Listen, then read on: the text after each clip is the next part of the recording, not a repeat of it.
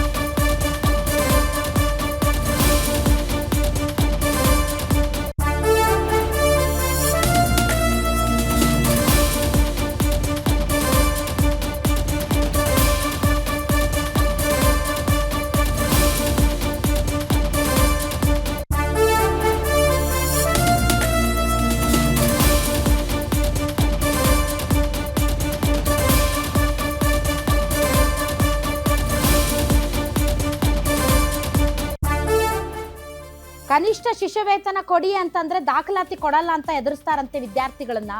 ಎಲ್ಲ middle class ಅವರು, ಆದರೂ ಕೂಡ ಇವರಿಗೆ ದಯೆ ದಾಕ್ಷಿಣ್ಯ ಇಲ್ಲ. ರಾಜೀವ್ ಗಾಂಧಿ ವಿಶ್ವವಿದ್ಯಾಲಯದ ಅಡಿಯಲ್ಲಿ ಕೋರ್ಸ್ ಮಾಡ್ತಾ ಇದ್ದಾರೆ 500ಕ್ಕೂ ಹೆಚ್ಚು ಸ್ಟೂಡೆಂಟ್ಸ್. ವಾರದಲ್ಲಿ 2 ದಿನ ಪೋಸ್ಟಿಂಗ್ ಮಾಡಬೇಕು ಅನ್ನೋ ರೂಲ್ಸ್ ಅನ್ನ ಬ್ರೇಕ್ ಮಾಡಿ ಇಂದೂ ಕೂಡ ಕರ್ತವ್ಯವನ್ನ ಬಹಿಷ್ಕರಿಸಿದ್ದಾರೆ. ವಿದ್ಯಾರ್ಥಿಗಳು ಪ್ರತಿಭಟನೆ ಮಾಡ್ತಾ ಇದ್ದಾರೆ.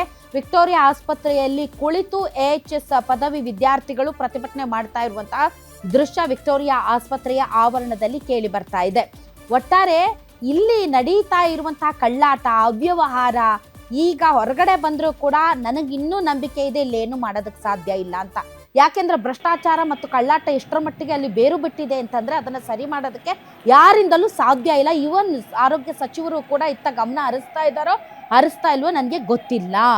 ಆದ್ರೆ ಇದಕ್ಕೆಲ್ಲ ಯಾರು ಕಾರಣ? ಇದನ್ನೆಲ್ಲ ನೋಡ್ಕೊಳ್ಬೇಕಾದವ್ರು ಯಾರು? ಇಂತಹ ವಿಚಾರಗಳಲ್ಲಿ ಕ್ರಮ ಕೈಗೊಳ್ಳಬೇಕಾಗಿರೋದು ಯಾರು? ಇಲ್ಲಿ ಆಸ್ಪತ್ರೆಯಲ್ಲಿ ಹೋಗಿ ಮಾತಾಡಿಸಿದಾಗ ಬಹಳಷ್ಟು ಜನ ಆರೋಪ ಮಾಡೋದು ಏನು ಗೊತ್ತಾ? ಅದಕ್ಕೆ ಸಂಬಂಧಪಟ್ಟಂತೆ ಇನ್ನೊಂದು ಬ್ರೇಕಿಂಗ್ ಬರ್ತಾ ಇದೆ. ಸಿಬ್ಬಂದಿ ಕಳ್ಳಾಟ ಅವ್ಯವಹಾರಕ್ಕೆ ಇಲ್ಲಿನ HOD ಕಾರಣ ಅಂತ ಬಹಳಷ್ಟು ಜನ ಹೇಳ್ತಾರೆ.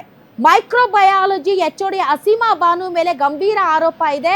ಸರ್ಕಾರದ ರೂಲ್ಸ್ಗಳನ್ನು ಗಾಳಿಗೆ ತೂರಿ ಅಸೀಮಾ ಬಾನು ಅವರ ಕ್ವಾಲಿಫಿಕೇಶನ್ ಬೇರೆ, ಆದರೆ 4 ಪೋಸ್ಟ್ಗಳಿಗೆ ಇವರೇ ಹೆಡ್. ಮೈಕ್ರೋಬಯಾಲಜಿ ವಿಭಾಗದ HODನೂ ಇವರೇ, ಬೆಂಗಳೂರು ಮೆಡಿಕಲ್ ಕಾಲೇಜು ಪ್ರಿನ್ಸಿಪಲ್ಲು ಇವರೇ, ಎಮರ್ಜೆನ್ಸಿ ವಿಭಾಗದ ವಿಶೇಷಾಧಿಕಾರಿನೂ ಇವರೇ, ಟ್ರಾಮಾ ಸೆಂಟರ್ನ ನೋಡಲ್ ಅಧಿಕಾರಿನೂ ಇವರೇ. ಎಲ್ಲ ರೀತಿಯ ಅಪಾಯಿಂಟ್ಮೆಂಟ್ಸು ಅಸೀಮಾ ಬಾನುನೇ ಮಾಡೋದು. ಅದು ನೀವು ಗ್ರೂಪ್ D ನೌಕರರಾಗಿರ್ಬೋದು, ಅಥವಾ ಹೋಮ್ ಸ್ಟಾಫ್ ಆಗಿರ್ಬೋದು, ಅಥವಾ ಯಾವುದೇ ಅಪಾಯಿಂಟ್ಮೆಂಟ್ಸ್, ಗುತ್ತಿಗೆಯ ಮೇಲೆ ಯಾವುದೇ ಅಪಾಯಿಂಟ್ಮೆಂಟ್ಸ್ ಆಗಿರ್ಬೋದು, ಅದೆಲ್ಲವನ್ನು ಕೂಡ ಈ ಅಸೀಮಾ ಬಾನು ಅವರೇ ಮಾಡೋದಂತೆ. ಅವರೇ ಇವತ್ತು ಪೇಸಿಎಂ